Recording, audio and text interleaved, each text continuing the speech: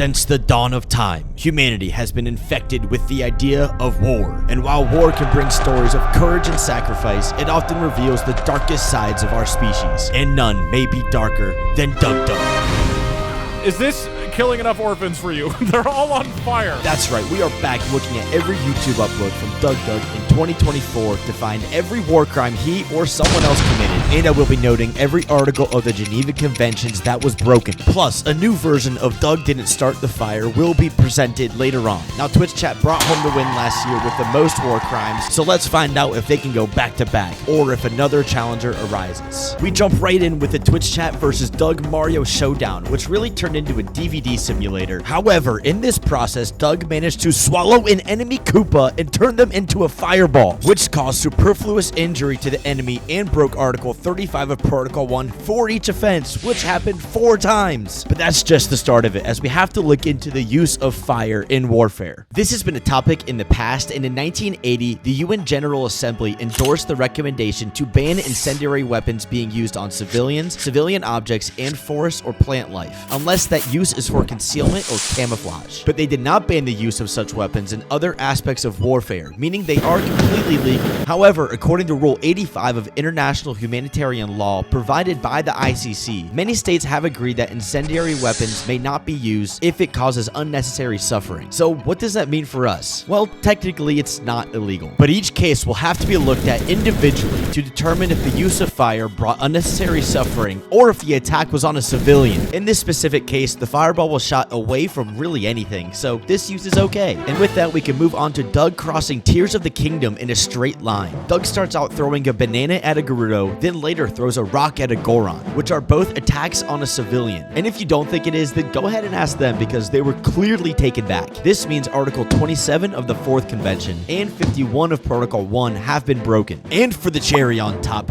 both of these are their own war crimes for making a civilian the object of attack. Doug then steals the remains of 4 separate choo-choos, which is despoiling the dead, meaning Article 15 of the 1st Convention has been violated for each time the remains were stolen. But that will be it from Tears of the Kingdom, and we are on to Twitch chat fighting in the American Revolution. And folks, strap in. This is a big one. I want to point out that there is some use of novel AI in this, but since chat is suggesting ideas to the AI, anything it comes up with will be charged against chat, while the British AI is its own thing. Right away, chat tries to eat Delaware. Okay, you have decided to eat Delaware, which isn't allowed because it would cause severe damage to the natural environment. Plus, according to the Rome Statute of 1998, knowingly causing this damage is a war crime. Twitch chat's troops let off fireworks in New York City. The fireworks eventually destroyed New York City, which had recently been liberated by the Americans. Which gets a little tricky. Now, according to the National Association of Realtors, New York City was home to roughly 25,000 people. But realistically, not all would die or be injured in the destruction of the city. So we have no choice but to look at historical data in the bombing of Guernica in 1937. Information on this isn't fully clear, but according to a few websites, roughly 1/3 of the population was either killed or injured during this tragic event. Now, if this data is extrapolated onto our situation, that means roughly 8,000 people would be killed or injured, each one resulting in its own war crime. Not only that, but the Geneva Conventions require the protection of hospitals, places of worship, and a general protection of civilian objects, thus breaking another 12 articles. British AI finally joins the fight and floods Pennsylvania with their royal tea. We're going to flood them with our royal tea, which would also cause severe damage to the natural environment and be its own war crime. Now, all of this pales in comparison to when chat did this. The Americans tried again, but this time they used a nuclear warhead to blow up Alaska and then sold it to the Japanese. Time out.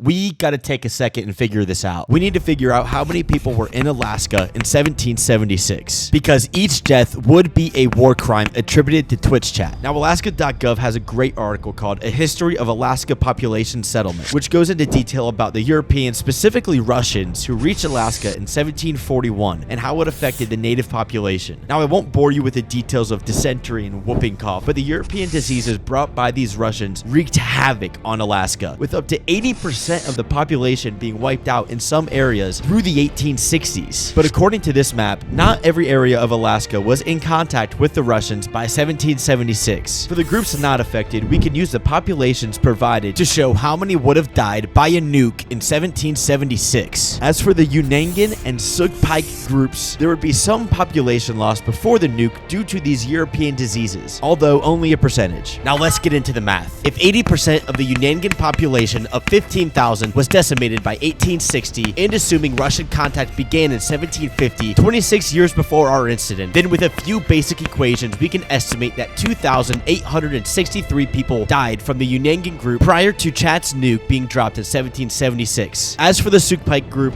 all we have to change is that there are 16 years of Russian contact with this group before the nuke, resulting in 1,920 deaths caused by Russian diseases. Going back to the map, there are at least 87,300 people in Alaska on the low end before any Russian contact. If we subtract the deaths we just calculated due to Russian diseases, the population of Alaska in 1776 would be at least 82,517, and each one of their deaths would be a war crime attributed to Twitch Chat. Twitch Chat continued their rage, sending the Hulk to London to attack the British Army, who failed and instead killed a bunch of people and destroyed some buildings instead. The Hulk is currently killing people in London. Now, how many people are in a bunch? We can only look towards the beloved Brady Bunch. So the Hulk killed 8 British people while doing some other damage, each death being its own war crime. But the Hulk was at the command of Twitch Chat, so they would break Article 87 because they did not follow their duty as commanders. And just when you think it can't get any weirder, They asked Rupert Grint from Rupert's Land to strap a fucking nuclear warhead to his chest and then run at the British Navy and blow himself up.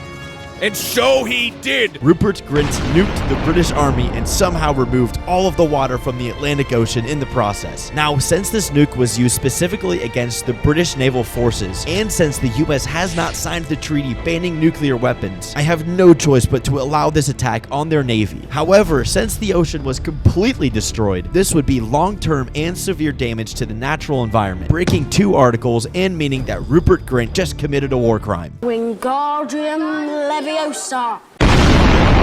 In total, for Twitch Chat's American Revolution, there were 90,851 total war crimes committed. A new standard has been set with that one, but crimes are still committed as we move on to Doug banning his viewers over a secret rule. Here, Doug bans any member of chat who breaks his secret rule, where banning is a form of internment. You're all gonna die. Now, internment overall is allowed. However, what Doug fails to consider is that all penal provisions must be publicized before enacting them, clearly detailed in Article 65. In this video, Doug only enacts on them before the rule is publicized, meaning for each illegal ban, he has broken this article. Now, I want to note that once the rule has been confirmed by Doug, all bans after that are legal, since it is now on you to follow them. The message, yes! The message must include the ingredients for pancakes! Congratulations, everybody! Twitch Chat got to the banning portion 5 times in this video, where the only way to really know how many people were banned is to click frame by frame until Doug confirms the rule, which is exactly what I did. Based on my count, 2,752 people were illegally banned by DougDoug, notably Abby Bagel and the country of Luxembourg. It's now time to take you into the world of Canada and Twitch Chat's D&D campaign. To start, every crime committed here can be attributed to Twitch Chat because they came up with everything. However, I will be noting which characters committed which crimes, and they will have their own subcategory at the end. In the tavern, Doug attempts to throw a goblin at the queen, but instead throws them onto cocaine, who then accidentally sniffs it. This is an attack on a civilian, violating Article 27 of the 4th Convention and 51 of Protocol 1. The queen here is a civilian, just trying to protect her bar. So when Goob the goblin and Egg the bear jump onto the queen and attack her, they are attacking a civilian, violating Article 27 as well. Now when Doug joins the fight and burns her alive, he commits his first war crime. Moving to the cheese forest, an evil witch is trying to melt the trees, which is an illegal attack on the natural environment, violating Article 55 of Protocol 1 and committing a war crime. Egg then gives Goob cocaine. Give Goop coke! Which happens a few more times in this campaign and can be considered an illegal chemical experiment on a child under their protection, breaking Article 24, protecting children when they are separated from family, and 32, protecting civilians from science experiments. Each cocaine experiment on its own is a war crime. I want to note here that Doug setting the evil witch on fire is arguably the fastest and best way to stop this evil witch, so the use of fire will be allowed. Doug then beats Goob with a chair. Doug walks with the chair and proceeds to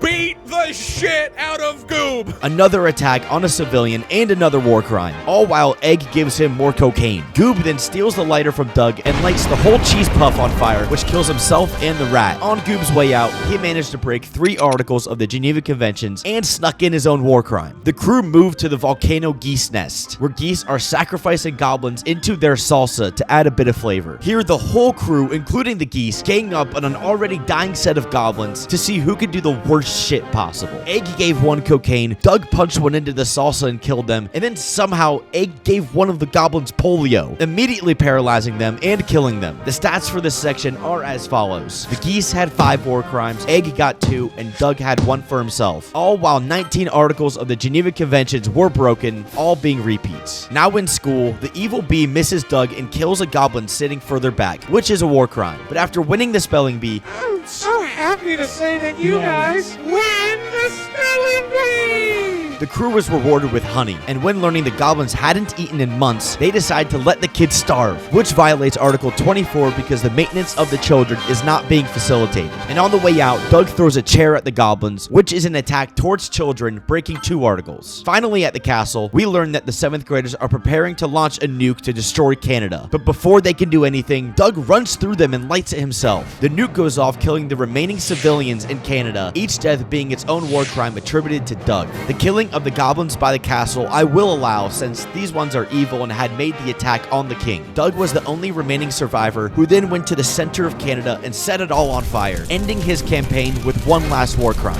Our podium for the D&D campaign puts the geese in 3rd with 5 war crimes, Egg the bear with 6 war crimes and the silver medal, and Doug achieving the gold medal with 22 war crimes. And I need to remind everyone that all these war crimes still fall under Twitch chat, since they called all the shots. Finally, out of Canada, we can skip over the Sundance submission since there is no actual footage being shown, and right into studying Twitch for Dummies. We have the same situation here as we did on the rules video, where Doug has his mods kill some people without cause. Can you kill a guy? Just kill anybody. For these 2 kills, his mods break Article 65 for wrongful internment, and Doug breaks Article 87 since he does not follow his duty as a commander to have his soldiers follow the conventions. After this, Doug immediately tells them to stop killing people unless they break a rule. Guys, stop killing people. But Roach bans another 4 after, each one breaking Article 65. Sorry for the interruption, but I have breaking news. After hearing of the heinous crimes Twitch chat has committed, they have been put on trial for their unethical behavior, where Doug will stand as their lawyer to find out which ones are unethical. Except 3 chatters were illegally banned by the mods and Doug, even though their cases were dismissed. If the case is invalid, it gets dismissed. Meaning Doug and his mods broke Article 65 for each ban. But also, Article 72 requires a qualified advocate of Twitch chat's choice to be their lawyer. And since Doug doesn't even know what case dismissed means, he cannot be qualified for the job he gave himself. Doug breaks his article 6 times for each time he stood as a lawyer. Parcher came in as the lawyer for the final case. However, since he at least knows what case dismissed means, I will say that he is qualified. Unfortunately, I have some sad news to share. Barack Obama didn't do anything illegal when playing Mario Party, nor did anyone else, so we can skip this and the Neopet speedrun and move on to Twitch chat and Doug becoming thieves. In this scenario, Doug and chat are at war, and the Johnson family are innocent bystanders. Doug lands the first blow when he flushes the baby down the toilet and kills it. And the baby died? Oh no! Breaking these 4 articles plus a war crime. Doug then stole the family goldfish, a fax machine, and a trash can, which is pillage and not allowed according to Article 33. When Doug jumped out of the window, he did damage to the Johnson household and broke Article 52 because civilian objects are protected. We then have an M. Night Shyamalan level plot twist when it is revealed that Karen Johnson has kidnapped 6 people, including the president and a baby, and hid them in the basement. Karen violates Articles 27 and 32 for causing physical suffering and torture for civilians. There was a very creepy torture chamber set up in the basement. And commits a war crime for each kidnapping. And while Doug was flushing babies, Twitch chat was saving the president from the Johnsons. Doug then switches professions from thief to chef, where he kills 6 of his customers, each murder breaking Article 27 of the 4th Convention and our war crimes. It was time to go to war in tabs, where one chat member faces off against the rest of Twitch chat. Now, technically here, every crime falls under Twitch chat, but I will be calling out the specific people who commit crimes. The use of fire from the dragons in this situation will be allowed, since they are directly attacking another army. Murr, T-Bar, and Twitch chat use Zeus 13 13 times, each one violating Article 35 because using lightning causes superfluous injury to an enemy where other methods of warfare can get the job done. Then Roach makes another appearance this year with the use of firework archers, which can be associated with exploding bullets, thus breaking Article 35 as well, and according to the Rome Statute of 1998, is a war crime for each use. Roach uses firework archers 6 different times, meaning he just added 6 war crimes to his tab. And at the end, Twitch chat uses a Jarl who can summon ice caverns to freeze enemies, again causing superfluous injury and breaking Article 35. Twitch chat's battle ended there, and now Doug had to play Skyrim while keeping everyone happy. This video puts us in a tricky situation since the person that is unhappy at the time is the one who spawns 5 bears, so we will have to track who is unhappy. But more importantly, we need to see who these bears attack, because if they only attack soldiers, then I will allow it since no civilians are at risk. Now if civilians are attacked, the unhappy person who spawned the bears would be charged with breaking these articles for each bear, and would commit a war crime for each civilian murdered, unless that murder happened to be themselves, where I guess it would be kind of their own fault if they died. Adrian Avenici and Idolaf's anger killed 3 people other than themselves and a guard. Braith and Lars Battleborn's argument only killed Doug, You better give me 5 seconds right now, or I'm gonna bloody your nose. which still counts as a war crime. Elrender's lack of enthusiasm also only killed Doug. Saphir's discontent killed 2 people, 3 if including herself, and Muri spawned roughly 30 bears and killed Doug, but also herself and a few guards who I won't count as war crimes. Now Anders, a sickly farmer, and a skeleton each spawned 5 bears as well, but since I didn't personally see anyone die, then I will have to give them the pass on the war crimes and only charge them for the articles broken. In total, 70 bears were summoned in Skyrim on this day, committing a total of 9 war crimes. But we aren't done yet. Doug stole the cheese that Elrender spawned from his eventual happiness, breaking Article 33 for pillage. Doug stole cash from the skeleton and despoiled the dead, breaking Article 15 of the first convention. Doug then killed the evil orphanage grandma, breaking these 2 articles and committing a war crime. And if you're confused by the war crime here, just because she is evil doesn't mean you can just walk in and beat them to death. Doug sentenced the 3 prisoners of war for the Dark Brotherhood to death, breaking Article 42, 87, 89, 99, 100, 101, 102, 104, 105, 106, 107, 120, and 121, all relating to not allowing a court case to give them their sentence and the enactment of the death penalty. The use of fire here is illegal, violating Article 35, and this would be 3 war crimes charged against Doug, who then burns a few more people for the Dark Brotherhood, again adding another 3 war crimes. But at this point, the people of Skyrim were finally happy, but that didn't please Doug, who went on to do his own version of 9/11. I don't care how many French people have to die.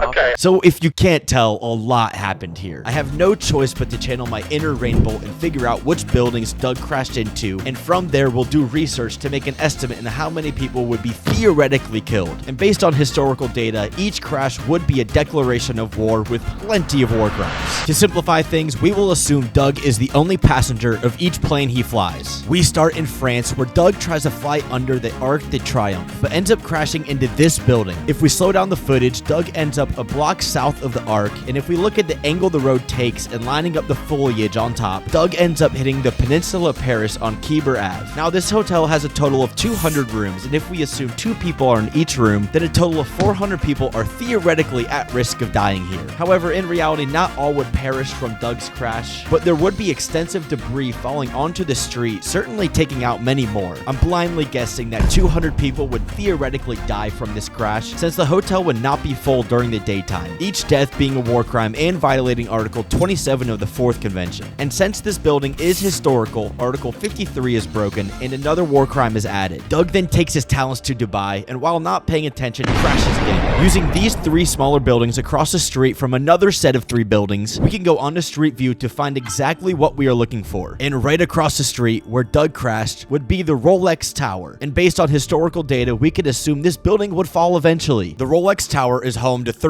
36 offices, 94 apartments, 2 penthouses, and 1 retail store on the ground floor. Doug hit the Rolex Tower roughly 2/3 of the way up, so we can guess that 2/3 of the apartments would be above the impact point. Assuming there is 1 person per bedroom, on the very low end, I would guess 150 people would be theoretically killed, each one being a war crime. Crashing into the Christ the Redeemer statue added another war crime, as did this one guy in a car outside of the St. Louis Cardinal Stadium. The Arch Monument in Utah was next, where Doug crashed into this 13 times, each violating Article 53. Doug's attention then turned towards Las Vegas, where he crashed 3 times into the street, a Circle K, and this shack. Slowing down the footage, Doug barely flies over a bridge, then crashes just after some kind of sign. And when going to Street View, we find the sign for Gillies, right next to the Discount Grand Canyon Tours shack, Doug's crash location, which at some point between February of 2023 and November of 2024 has sadly been closed. As a result of these crashes, maybe 10 people would theoretically be killed, each one being a war crime. Doug went back to Paris and crashed somewhere near Victor Hugo, and based on being 2 streets away from the main road heading to the Arc, we are above the Ladouret, which may have some apartments above it. Damage in this plane would be pretty small, and assuming nothing will be full at the time, I'm guessing we would theoretically add like 10 war crimes. Germany was next, where Doug successfully crashed into the Brandenburg Gate and also the Grauber Tiergarten. I will be generous and assume that no one here was killed, but these places are historical, and Doug violated Article 53 again. And last but not least, Doug crashed into the Grand Canyon 3 times, once again violating Article 53. Just in this video, Doug is credited with 375 war crimes and is hypothetically at war with 5 different countries. Now that that tragedy is over, we can move on to the next one, where Doug has to keep Twitch chat happy. I'll start out by saying that even though it is chat's unhappiness that causes enemies to spawn, it is on Doug to keep them happy. Therefore, all spawns will be counted against DougDoug. Early on, Doug didn't put enough A's in this character's name, spawning enemies and threatening prisoners of war, violating Article 13 of the 3rd Convention. During the escape attempt, a few more enemies are spawned, also breaking this article. Once free, Doug steals a total of 30 items from Alvar and Sigrid's house, the Riverwood Trader, and the inn, each time violating Article 33 from the 4th Convention. Doug then burns Nazim alive for the first time, violating these 3 articles and committing a war crime. In this video, Doug also burned Skalvar Sablehilt, Nazim for the 2nd time, Rolf Stonefist, and Nazim for a 3rd time. Doug also stole 3 potatoes from the stand, violating Article 33 each time. Now, for the record, every time an enemy spawns and threatens any civilian, Doug breaks Articles 27 and 51. However, if the enemy attacks Doug, that is allowed because he did this to himself. From my count, Doug making his chatters unhappy spawned enemies that threatened civilians 11 separate times. These enemies killed a priest, a bunch of civilians, and threatened the children at the orphanage, and committed 28 war crimes. But they weren't the only ones to threaten the orphanage. Is this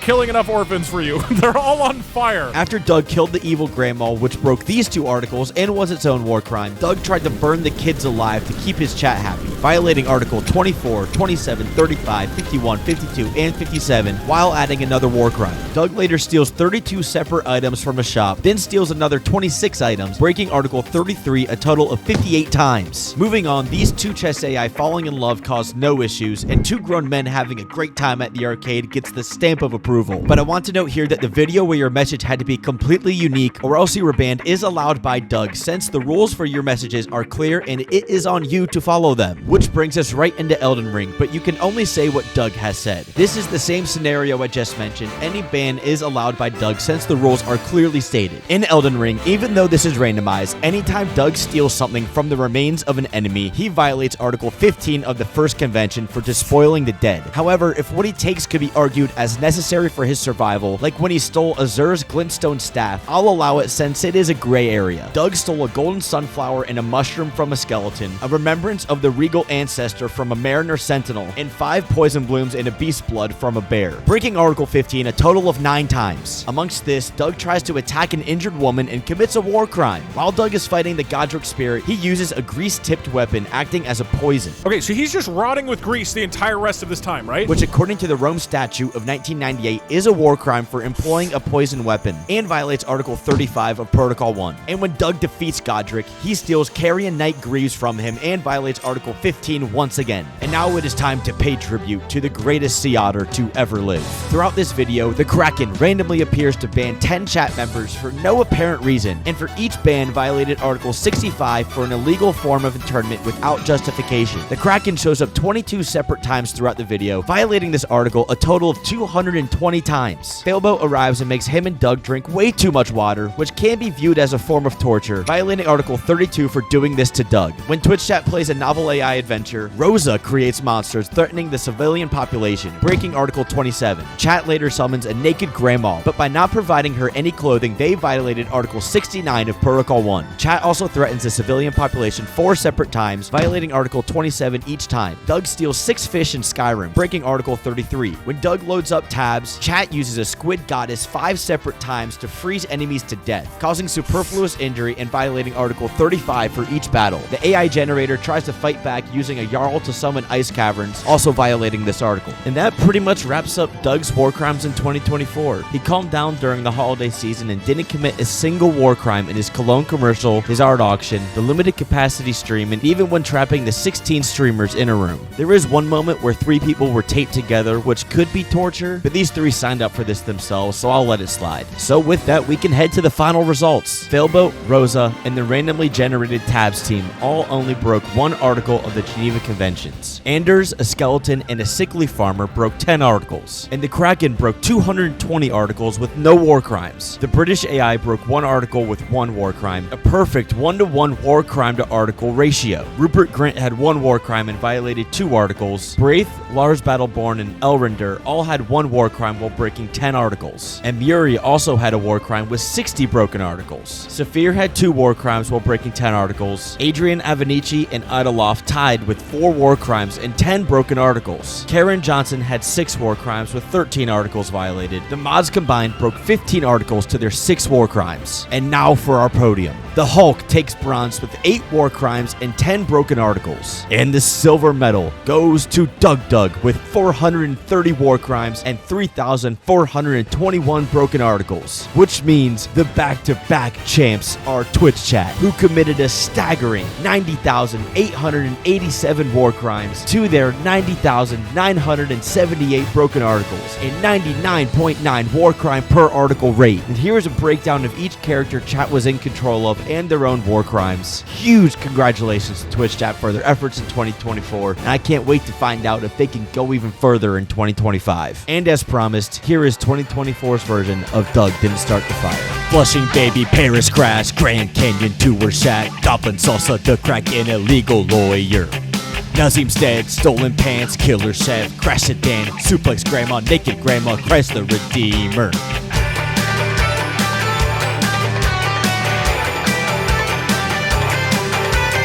Zeus Lightning, Goop Cocaine, stealing dead choo-choo remains, Case dismissed, Giant Squid, and Karen took the president. Koopa dinner, nuked Alaska, Doug killed Nazim again. Their boat nearly drowns, Doug while chat saves the president. Doug didn't start the fire.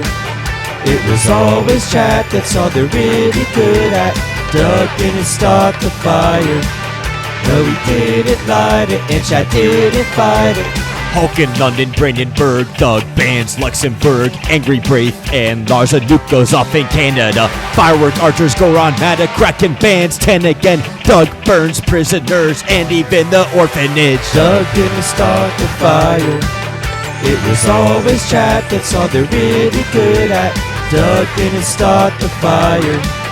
No, he didn't light it, and chat didn't fight it. Rolex Tower, Tear Garden, fireworks destroy NYC, flooded Pennsylvania, chat eats Delaware, wrongful ban, polio, Doug killed Nazim again, Rupert Grint just nuked the Brits, I can't take it anymore. Doug didn't start the fire. It was always chat, that's all they're really good at. Doug didn't start the fire. No, he didn't light it, and chat didn't fight it. Doug didn't start the fire. It was always chat, that's all they're really good at. I don't care how many French people have to die.